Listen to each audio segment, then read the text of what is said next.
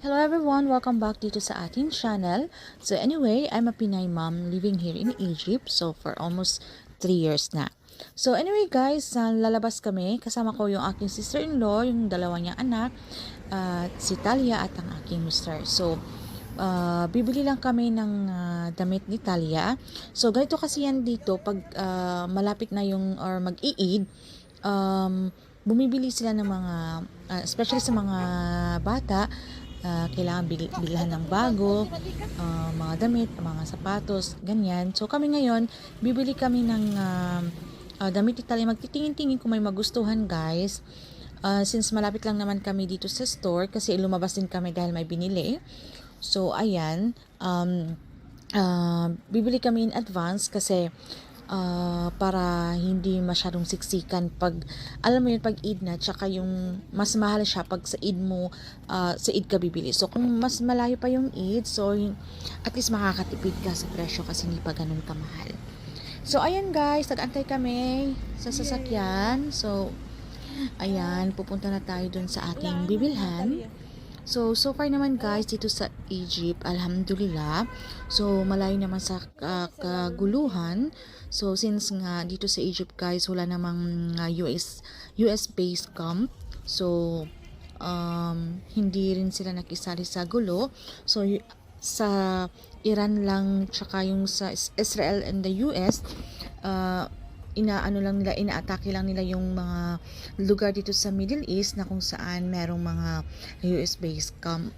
So alhamdulillah guys na dito sa aming dito sa Egypt guys, so peaceful naman siya. So syempre hindi rin din tayo magpakapante, alam mo yon, kasi syempre, part din ito ng Middle East, alam mo yon, and karatig bansa lang din nila ito. So, syempre, malungkot din tayo sa mga nangyayari dahil meron din tayong mga relatives, kamag-anak sa Middle East, guys, especially sa Abu Dhabi. Alam niyo ba guys na sa ganitong kagaluhan, hindi natin maiwasan talagang mangamba. Kasi, syempre, ang magagawa na lang talaga natin is mag-pray at na sana itong mga leader ay talagang maisip din nila na yung kanilang itong gulo ay ang nadadamay naman dito guys is yung mga inosente ba na syempre yung mga taong especially na nagtatrabaho sa ibang bansa para sa kanilang pamilya, and then nangangamba din sila sa kanilang mga sarili, sa kanilang buhay, 'di ba? So meron na nga mga casualty na namatay. So talagang mas lalo pang lumalaki ang gulo. Alam mo 'yon. So sana matigil na to guys. Alam mo 'yon kasi talagang maraming tao talaga ang naapektuhan. And I feel so sad guys kasi alam mo yung Middle East, especially yung Abu Dhabi. Second home ko na talaga yan guys. Doon talaga ako nagtrabaho for almost 8 years. So yan talaga yung aking tahanan. So as I can say na talagang napakaganda ng country na yan, napaka-organized, and you really feel safe talaga guys. So gusto ko yung pamamahala nila. So talagang nalulungkot tayo dahil sa mga nangyayaring mga bombahang ito. So sana guys hindi na ito magtagal. So anyway guys, dito kami sa Swiss, sa part ng Egypt. So papupunta ka ng Cairo, so mag 2 hours or 1.5 guys kung may sarili kang sasakyan. Ayan, papunta doon. So dito naman guys is dito mo makikita yung ano guys, yung famous na Swiss Canal or Swiss Canal ba? Ayan, dito siya sa Swiss. And small city lang siya guys, which is nagustuhan ko kasi parang ano lang, hindi siya masyadong crowded, hindi siya masyadong parang nasa Pilipinas ka lang, alam mo 'yon. Iba lang yung mga tao. So far naman guys, dito is alam nyo ba, dito sa Egypt, pag nakita sila ng tourist, talagang napaka-friendly nila guys. So parang feeling mo artista ka dito kasi pag nakikita ka nila, so parang talagang kasi iba yung syempre yung aurahan natin dito. So parang talagang natutuwa sila. So talagang minsan nag-hi talaga sila, binabati ka, alam mo yun yung ano. Same lang din sa Pilipinas guys, ayan meron kayong makikita mga nagtitinda sa tabi-tabi. And dito guys sa aking dito sa Swiss, walang masyadong malaking mall. So yung parang mga bibilhan nila dito ng mga store, yung parang mga tiyanggi-tiyanggi. Ayan, marami silang mga tiyanggi-tiyanggi.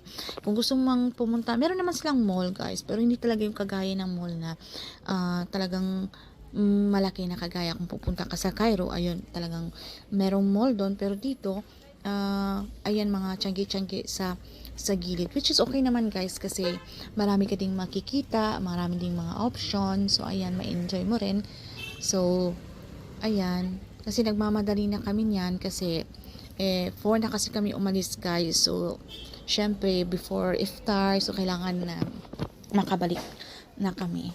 So inilabas lang din namin si Talia kasi minsan kasi guys naboboard siya sa loob ng bahay. So ayan, ginala-gala namin. So ayan guys, nakakatuwa lang din na ayan yung place nila dito. So maraming mga tindahan. Pag andito si Mr. guys, kasi nakabakasyon si Mr. So alhamdulillah nga guys, bago sumiklab yung kaguluhan sa Middle East kasi nasa Abu Dhabi din siya nag-work, ay nakabakasyon na siya dito.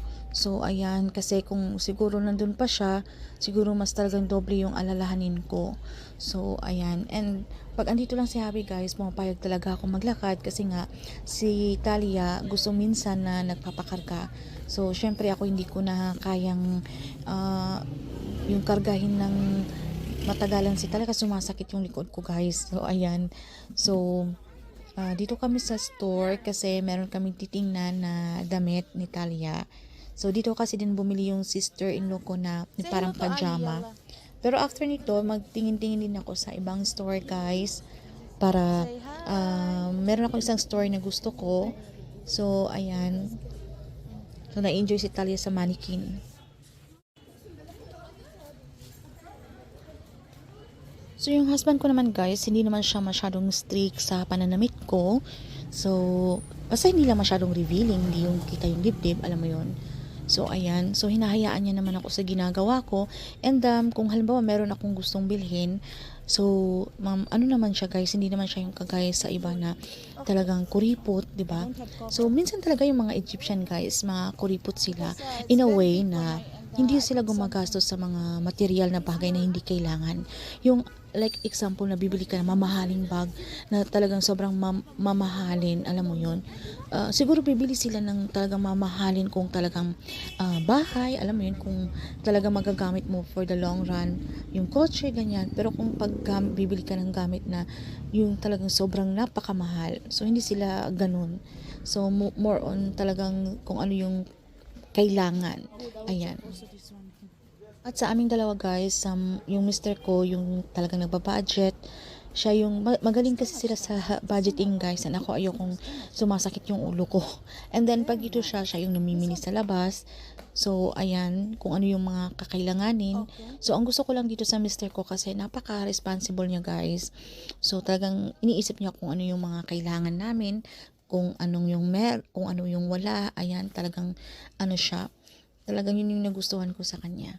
So, ayan guys, ito rin yung store na binilhan namin. So, Nemo, ayan, kasi marami siyang mga magandang damit na nagustuhan ko kay Talia. So, ayan guys, at saka nagmamadali na rin kami kasi anong oras na yan, minadali ko na yung pagpipili ko dahil uuwi pa kami at ihahatid pa namin yung sister-in-law ko sa kanilang bahay. Say hi. Tala, say hi.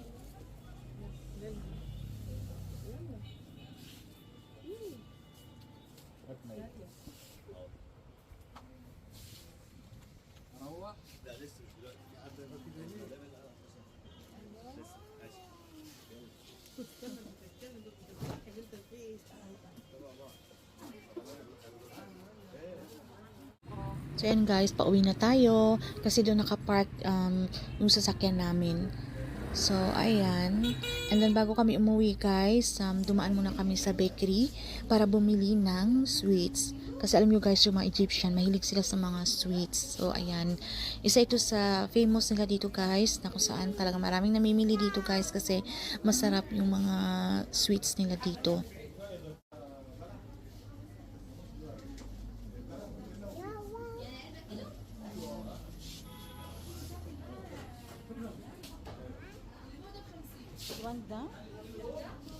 You want that? Yalla, we will eat.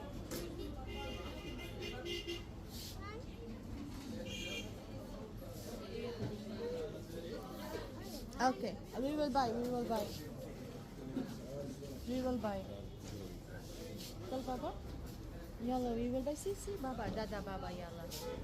Yalla, Baba, yalla. Tell Baba, Baba,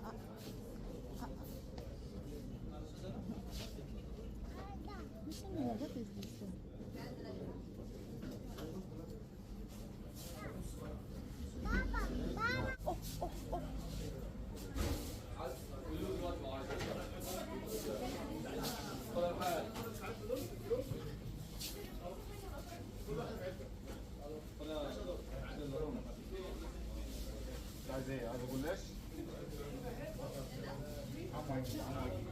This goulash?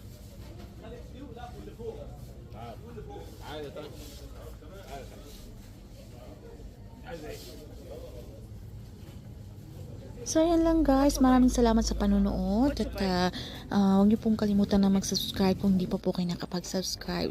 So, ayan guys. Bye for now and thank you for watching.